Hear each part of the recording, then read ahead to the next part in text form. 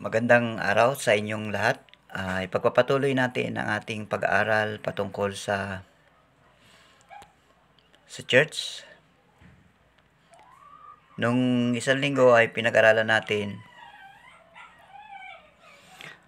ang patungkol sa pastor. Ipagpatuloy natin ito at nakita natin doon na ang pastor ay under shepherd. Ang totoo talaga na nagli-lead sa atin ay ang walang iba kundi ang Panginoong Jesucristo. Siya ang overall na nagli-lead sa atin.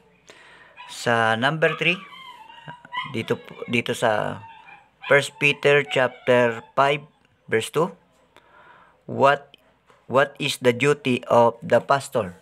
Yan. Ano ba ang duty ng isang pastor? Sa 1 Peter chapter 5 verse 2. Ang duty ng pastor ay, basahin natin, feed the flock of God which is among you, taking the oversight thereof, not by constraint but willingly, not for filthy lucre but a ready mind. Yan. Tuloy natin ang verse 3 sa 1 Peter chapter 5 verse 2 hanggang verse 3. Neither as being Lord over God's heritage, but being an ensample of the flock. Yan.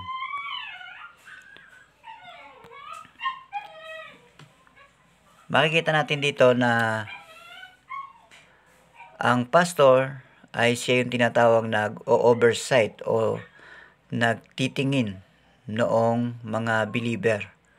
Yung feed the flock dito, feed the flock of God which is among you, ay yung flock na tinutukoy, ito yung mga samahan ng mga believer o yung church. Kaya makikita natin na ang trabaho dito ay yung pagpipid. Halos nadaanan natin yan ng isang linggo. At ngayon ay pinapaliwanag niya na ganyan ang trabaho ng isang pastor. Hindi siya dapat isang uri ng Panginoon o siya ang pinakang mataas doon sa church, kundi ang trabaho niya ay magserbisyo bilang tagapagpakain ng salita ng Diyos. Dito sa verse 2.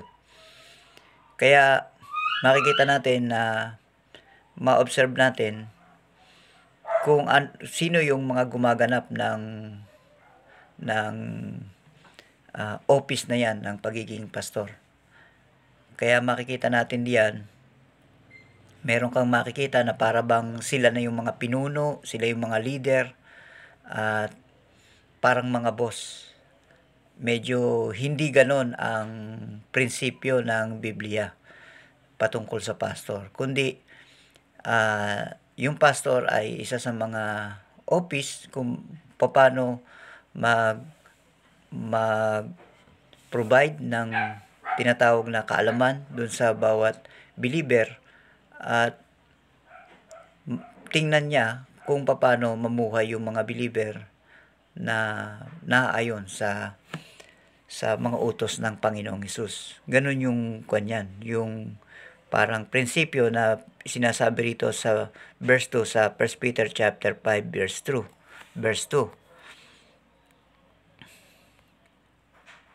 Kailangan nga dito, sabi rito, but of ready mind. Lagi dapat meron siyang kahandaan sa pagbibigay ng salita ng Diyos.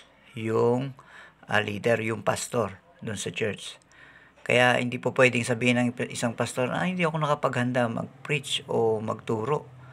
Dapat lagi siyang handa. Yun ang calling ng pastor o yun yung kanyang office doon sa church. Kaya dapat maunawaan natin na hindi katulad ito ng office sa gobyerno o halimbawa mayor o presidente na kailangan mong paglingkuran yung mayor o yung presidente. Kundi ang pagiging pastor ay isang uri ng parang ang ilustrasyon dito, yung mga tupa, yan ay dadalhin araw-araw doon sa damuhan para pakainin at i-guide uli para pagdating sa gabi doon sa kulungan para hindi sila mapahamak sa gabi kasi dun sa gubat pwede silang matuka ng ahas o makain ng mga babangis na hayop. Ganyan yung tungkulin ng pastor. Siya yung parang nangangasiwa doon sa mga tupa. Kaya yung pastor ay kinuha sa salitang pastol na shepherd ang tinutukoy, nag-aalaga, nagpapakain. Kaya yung dito sa number 3 na ating pinag-aaralan sa 1 Peter chapter 5 verse 2 ay sinabi niya dito para na yung word na ginamit na feed the flock of God which is among you. Taking oversight thereof. Bakit taking oversight? Kasi habang kumakain yan, tinitingnan pa rin niya. O baka may kapahamakan na dumating. Ganun ang sistema niyan. Kaya magkakaroon tayo ng idea ng isang gawain ng isang pastor sa pamamagitan ng pagtingin sa kung paano nagpapakain yung isang pastol o yung shepherd sa mga sheep. Yan. Okay. Ituloy natin ang ating pag-aaral hanggang number 4. Ang number 4 ay Ephesians chapter 4 verse 12 to 14. Sabi rito, who has the Lord given my church as pastor or pastors. Ayan. Sa Ephesians chapter 4 verse 12 hanggang 14, yun yung katanungan, sino ba ang binigay ng Panginoon para maging pastor o pastors? Sabi ito, for the perfecting of the saint, for the work of the ministry, for the edifying of the body of Christ. Yun yung pinakang purpose. Pagkakaroon ng perpektong mga mananampalataya sa Panginoong Jesucristo. Bakit yung saint ay mananampalataya? Pag ikaw ay sumampalataya sa Panginoong Hesus, ay ikaw ay binanal na ng Panginoon. Ikaw ay santo na sa harap ng Diyos. Kaya ang pagiging saint ay hindi iyan pinagbobotohan o ipinapasok sa linyada na ito magiging santo na ito. Hindi ganoon. Kapag ikaw ay sumampalataya sa Panginoong Hesus, automatic ikaw ay saint, ikaw ay believer. Yun yung trabaho ng pastor. Ano yun? For perfecting of the saint, for the work of the ministry, for the edifying of the body of Christ. Kung ano ang dapat gawin ng isang pastor ay yung mga ministeryo doon sa loob ng church. Pangangasiwa doon sa loob ng church. Edifying of the body of Christ para patatagin o palakasin yung body of Christ. Ano ang purpose niyan? Ng purpose ng isang pastor? Till we all come in the unity of the faith. Meron tayong iba't ibang uri ng paniniwala, pero yung pastor, tinuturuan tayo para magkaroon tayo ng isa lamang na paniniwala. Unity of the faith. And of knowledge of the Son of God unto a perfect man. Yan. Kapag lumawak ang iyong pagkaunawa sa Panginoong Jesucristo, ang tinutukoy dito na perfect ay hindi yung walang pagkakamali, kundi ang tinutukoy dito ay meron kang tinatawag na maturity. Yung perfection ang tinutukoy dito na ibig sabihin ay meron kang maturity at pagkaunawa sa Panginoong Jesucristo. Sabi ito, unto the measure of the stature of the fullness of Christ. Ayan. Dapat alam mo yung tamang pagkakilala sa Panginoong Hesus. Iyon yung gawain ng pastor, ipakilala ang Panginoong Jesucristo. Verse 14, that we henceforth be no more children tossed to and fro. Ayan. Kapag walang nagturo sa'yo ng salita ng Diyos, ay madali kang matangay. Ibig sabihin ng to and fro, madali kang matangay. Bakit? Sabi diyan, children, mga bata pa kasi. Pwede kang matangay kung anong sabihin sa'yo, pwede mong isipin na tama yun. Pupunta ka doon, maniniwala ka doon. Pero kung ikaw ay naturuan ng isang pastor, ma-identify mo ngayon kung anong tama at mali, at makakapag-decide ka, hindi ka basta natatangay na, parang tama yun parang mali ito. Kundi alam mo na, mali ito. Tama yun. Hindi ako sasama doon dahil mali. Dito ako dahil ito'y tama. Kaya sabi rito, that we henceforth be no more children, tossed to and fro, and carried about with every wind of doctrine, by sleight of men. Yan. Sa mundo kasing ito, maraming mga tao na nakakabuo ng kanilang doktrina. At yung kanilang doktrina na yan ay hindi natin dapat paniwalaan. Katulad nga ng sinasabi ko sa inyo, kung sarili ko lang paniniwala ang sasabihin ko sa inyo, hindi nyo yan dapat paniwalaan. Ang ating pinaniniwalaan ay yung paniniwala ng Panginoong Hesus. Paano natin nalaman na ito ay paniniwala ng Panginoong Hesus? Kasi binabasa natin sa Biblia at ito rin ang paniniwala ng mga sumasampalataya noong panahon. At yung paniniwala nila ay iyon yung tinuro sa kanila ng Panginoong Hesukristo. Kaya yung sinasabi ito na carried about with every wind of doctrine of the slant of men. Marami kasing mga tao ang nagkaroon ng idea na hindi naman ito ang turo ng Panginoong Hesukristo.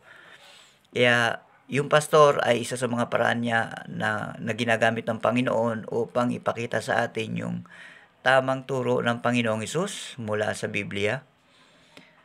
Ibig sabihin, kahit sabihin pa natin yan na nagkiklaim siya na pastor, kung siya ay magtuturo na hindi naman pala nanggaling ito sa Biblia, wala siyang basihan na ito ay galing sa Panginoon Jesucristo, ay kabilang din ito doon sa tinatawag na about every wind of doctrine of slant of men.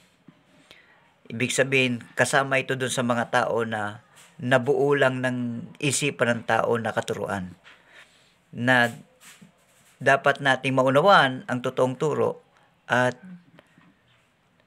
hindi tayo matangay noon. Paano nangyayari yon? Dahil sa pagtuturo noong isang pastor na nagtuturo ng Biblia, ng salita ng Diyos. Sabi nila, salita ito ng Diyos. Pero pag tiningnan mo naman, ay hindi naman makikita sa Biblia. Hindi iyon salita ng Diyos. Kaya tinutukoy natin ang Biblia ay salita ng Diyos dahil ito ay naisulat sa guide ng Holy Spirit.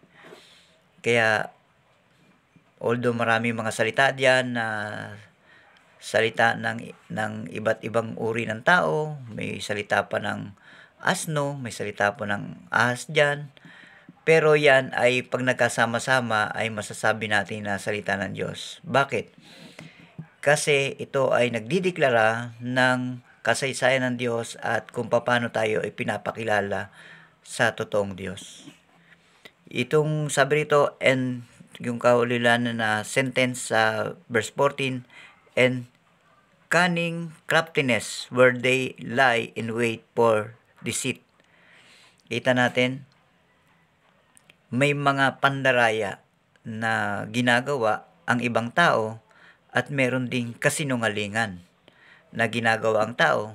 Bakit kaya nila ginagawa yan? Kasi meron silang grupo na pinoprotektahan at gusto nilang sumama sa kanilang grupo yung mga taong yun.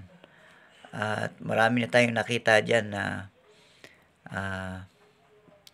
na pwede nating sabihin na example na hindi naman turo ng Panginoon.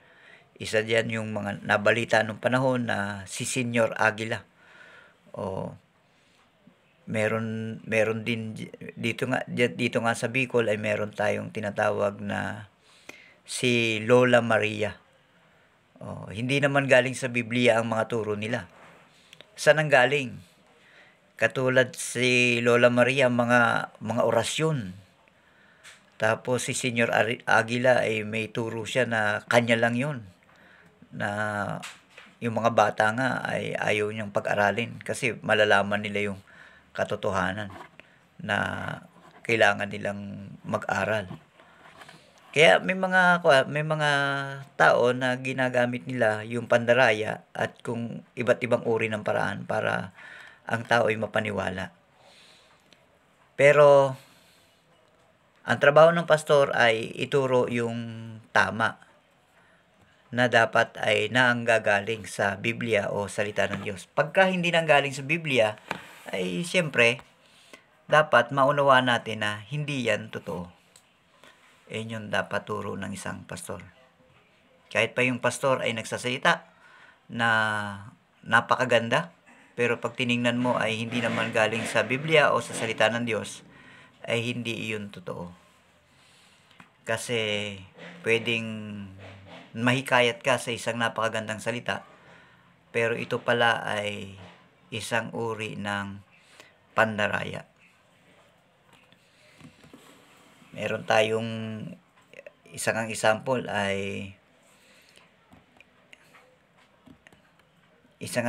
diyan makikita natin ay yung mga magagaling na nagtuturo pero out of context naman. Pag binasa mo yung mga talata, hindi naman pumapatungkol doon sa kanyang sinasabi yung mga talata. Meron lang nabanggit na ganong salita, pero pag binasa mo ay hindi naman talaga yun ang tinutukoy ng talata.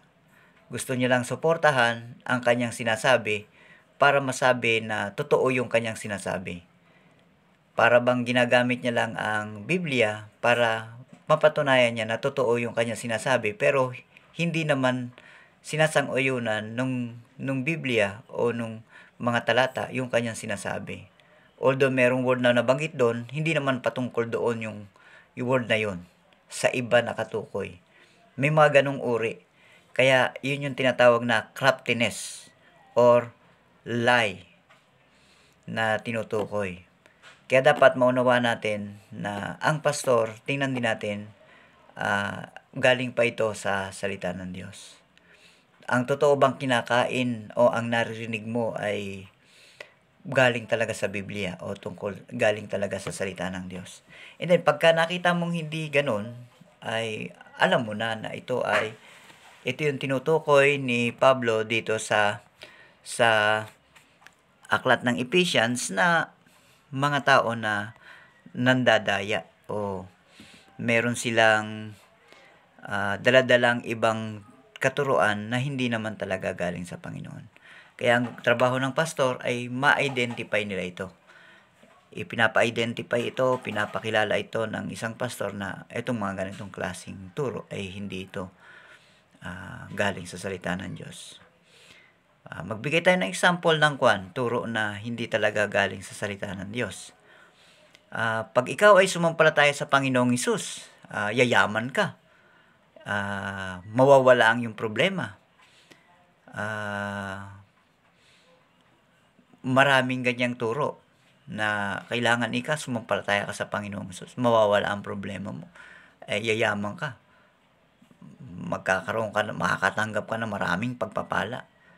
Alam nyo, minsan pagka tumanggap ka sa Panginoong Hesus, makakaranas ka nga na ng mga trials, pagsubok. Ay sasabihin mo, bakit nangyayari ito sa akin? Pag tinignan mo ang Biblia, ang turo ng Biblia, ay talagang dumarating ang mga pagsubok para ma-refine o para tayo kasi daw na isang ginto na dumadaan sa apoy at tinitingnan yung pagiging katotohanan ng ating pananampalataya. Nire-refine ito ng Panginoon. Dahil kapagkatapos ng mga pagsubok ay tayo'y tumatatag. Pag binasa mo yan, mas makikita mo na pag ikaw ay sumampalataya sa Panginoong Hesus, pwede ka ngang pagpalain. Pero meron pa rin pagsubok. Hindi po pwedeng sabihin na puro pagpapala lang ang pag ikaw ay sumampalataya sa Panginoong Hesus. Pwede kang yumaman, pwede kang pagpalain ng Panginoong Hesus. Diyos yan eh. Pero wag mo sabihin na ganun lang ang mararanasan mo kapag ikaw ay sumampalataya sa Panginoong Hesus. Pwedeng mawala ang iyong problema dahil sa pananampalataya mo sa Panginoong Hesus, pero hindi hindi ibig sabihin wala ka na talagang problema. Dahil ang Panginoong Hesus naman talaga ay naroroon ang kapayapaan sa Panginoong Hesus. Nagkaroon ka ng tinatawag na ibang perspective lang sa buhay. Ibang pagtingin sa buhay dahil sa iyong pananampalataya sa Panginoong Hesus. Kaya makikita natin na dapat ay makita natin ano ba yung turo na deception o pandaraya at ano ba yung turo na kasinungalingan. Pag sinabing kasinungalingan, hindi yan sinasang-ayunan ng salita niya. Pag pandaraya ay para bang hinihikayat ka lang niya pero hindi naman talaga totoo yung kanyang sinasabi.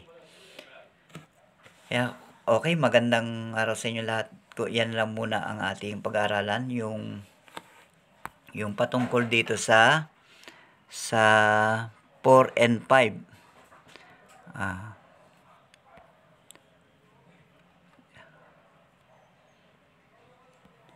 Kung dun sa 5, paano tayo pinoprotektahan ng pastor. Yan yung tinuturo niya yung tamang katuruan at pinapaunawa sa atin na hindi ito sinasang-ayunan ng Biblia.